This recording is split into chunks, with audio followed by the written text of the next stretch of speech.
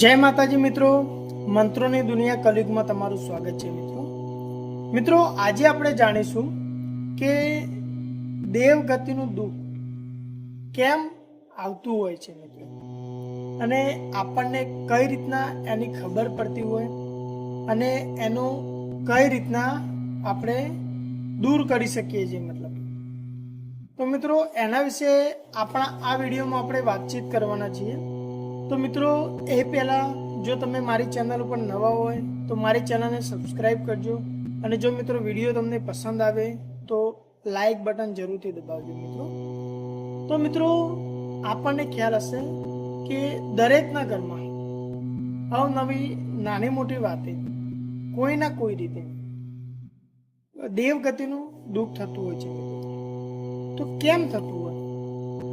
તો મિત્રો ઘણીવાર એવું થતું હોય છે કે અત્યારે જે પ્રમાણે આપણા કળિયુગ ચાલી રહ્યું છે એ પ્રમાણે આપણે દેવી દેવતાઓની પૂજના અર્ચના કરતા નથી હોતા, એમને ભોગ આપતા નથી હોતા. તો એના કારણે પણ આપણને તકલીફ થતી હોય છે. અથવા તો આમાં એવું હોય કે પેઢી દર પેઢી આપણા જે દેવી દેવતાઓ ચાલતા આવ્યા છીએ એના વિશે આપણે જાણતા ન હોય, એનાથી અંજાન હોય. એટલે કે આપણા જે પૂર્વજો હતા એમને કોઈને વાત કરી ના કરી એના કારણે આપણે એમને ભૂલી ગયા હોય, તો એના કારણે પણ આપણને તકલીફ આવતી હોય છે. અને મિત્રો ઘણીવાર એવું બનતું હોય છે કે આપણી મમ્મી છે, જે દાદી છે, એ જ્યારે આપણા ઘરે આવ્યા હતા ત્યારે એમના ત્યાંથી એટલે કે એમના પિયરમાંથી કોઈ એમની સાથે દેવી દેવતા આવ્યું હોય અને આપણા જાણતા ના હોય, અને જો એ માતાજીને કોઈ જગ્યાએ બેસવું હોય, આસન લેવું હોય તો પણ મિત્રો દુઃખ થતું હોય છે. અને એ સિવાય આપણાથી માની લો કે કંઈક ખોટું કાર્ય થયું હોય, અથવા તો કોઈને એવું આપણે ખરાબ કાર્ય કર્યું હોય અને જો કોઈ વ્યક્તિ એની માતાજી હોય, એની કુલદેવી હોય, એને સમરે એને અરજી કરતો હોય તો ત્યાંથી પણ માતાજી આવ્યા હોય, તો ત્યારે પણ મિત્રો આપણને દેવગતિનું દુઃખ થતું હોય છે મિત્રો. અને તમને ખ્યાલ હશે કે ઘણીવાર તમે એવું સાંભળવા મળતું હશે કે તમે કોઈને તમારા ઉપર દેવ મોકલેલું છે. તો આ પ્રકારનું મિત્રો દુઃખ સમસ્યા થતી હોય ત્યારે આપણે મિત્રો દેવી દેવતાનું દુઃખ આપણા ઘરે આવતું હોય છે મિત્રો. અને મિત્રો તમને એવું થતું હશે કે આપણા ઘરે દેવી દેવતાનું દુઃખ આવ્યું છે તો આપણને કઈ રીતના ખબર પડે? તો મિત્રો સામાન્ય વસ્તુ છે.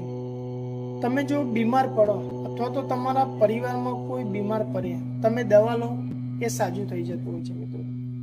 પણ ઘણીવાર એવું બનતું હોય છે કે એના એ દુઃખ તમને વારંવાર થતું હોય. જ્યાં સુધી તમે દવા લો ત્યાં સુધી તમને આરામ રહે અને દવાનો પ્રભાવ ઓછો થઈ જાય તો ફરીથી હતું એમને એમ થઈ જતું હોય. એટલે કે દવા પણ ત્યાં કાર્ય ના કરતી હોય.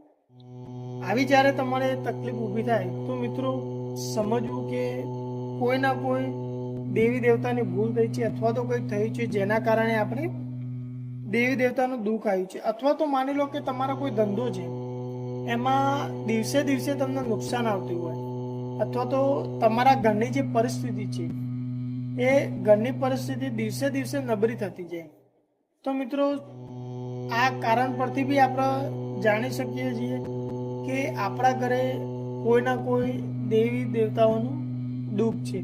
એટલે કે મિત્રો આ વસ્તુ એ બહુ મોટી નથી, અને આમ જાણો તો બહુ મોટી પણ છે. કેમ કે મિત્રો દુઃખ ક્યારે આવે કે જ્યારે આપણા ગુનેગાર હોય, આપણાથી ભૂલ થઈ હોય ત્યારે દુઃખ આવતું હોય છે મિત્રો.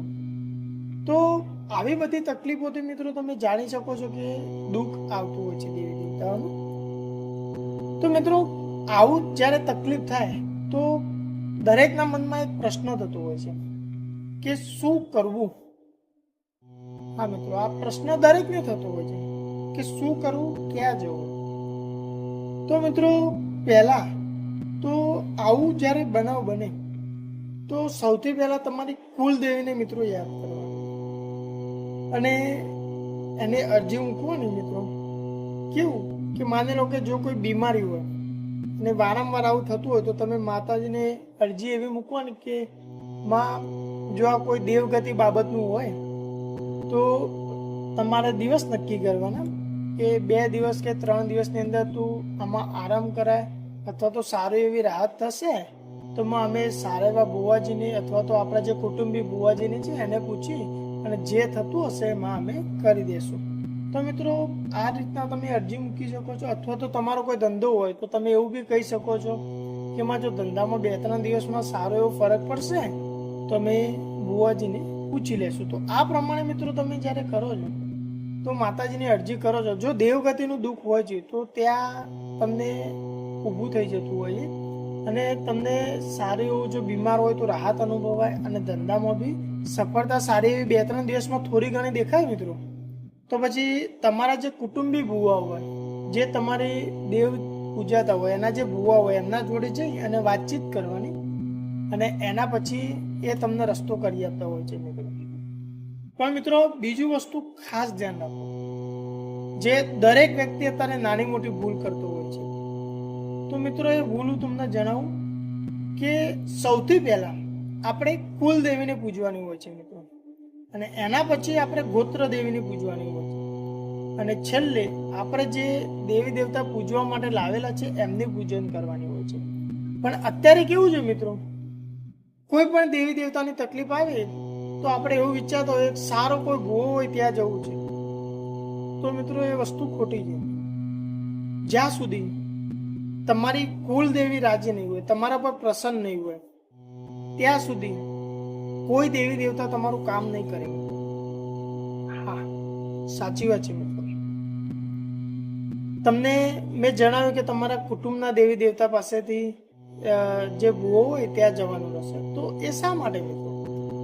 તો મિત્રો આમાં એવું છે કે જેમ આપણે ઘર હોય છે તો આપણા ઘરમાં આપણી રજા સિવાય કોઈ આવી શકતું નથી, એ તમને ખ્યાલ હશે મિત્રો. તો સેમ મિત્રો દેવી દેવતાઓનું પણ એવું જ હોય છે. જે આપણું ઘર છે એ આપણી માનું જ ઘર હોય છે મિત્રો, અને જ્યાં સુધી એની રજા ના હોય ત્યાં સુધી કોઈ દેવી દેવતા ત્યાં આવી શકતું નથી અથવા તો કોઈ કાર્ય કરી શકતું નથી મિત્રો. તો એના માટે સૌથી પહેલા આપણા જે કુટુંબી બુવાજી હોય તો એમના જોડે જવું, કોઈ પણ દેવી દેવતાની તકલીફ હોય ત્યારે, અને એમને બધી વાતચીત કરી અને ત્યાંથી તમને રસ્તો મળી જતો હોય છે. પણ જો મિત્રો તમને ખ્યાલ જ હોય કે આપણી કુલદેવી આપણાથી નારાજ છે અથવા તો પ્રસન્ન નથી, તો શું કરીને આપણી કુલદેવીને આપણે પ્રસન્ન કરી શકીએ છીએ? તો આના માટેનો પણ મેં વિડીયો બનાવેલો છે મિત્રો, એ પણ તમે જોઈ શકો છો કે આપણી કુલદેવીને આપણે કઈ રીતના પ્રસન્ન કરવી, જેની લિંક હું તમને ડિસ્ક્રિપ્શનમાં આપી દઉં છું મિત્રો. તો ત્યાંથી બી તમે જોઈ શકો છો. અને મિત્રો યાદ રાખજો કે પ્રથમ પૂજ્ય એ આપણી કુલદેવી છે. એની જ્યારે તમે પૂજા અર્ચના કરો છો તો મિત્રો દરેક કાર્ય તમારા સારા એવા સંપન્ન થતા હોય છે. અને જો મિત્રો તમારે કોઈ પણ દેવી દેવતા વિશેની જાણકારી જોઈતી હોય તો મારી આ ચેનલ ઉપર દરેક દેવી દેવતા વિશેની જાણકારી તમને આપવામાં આવે છે મિત્રો. તો મિત્રો તમે એ જોઈ અને માતાજીને પ્રસન્ન કરી શકો છો, માતાજીના મંત્ર તમે સિદ્ધ કરી શકો છો, માને તમે જાગૃત કરી શકો છો, જેથી કરીને તમારા ઘરમાં સુખ, શાંતિ અને સમૃદ્ધિ મળતી રહે મિત્રો.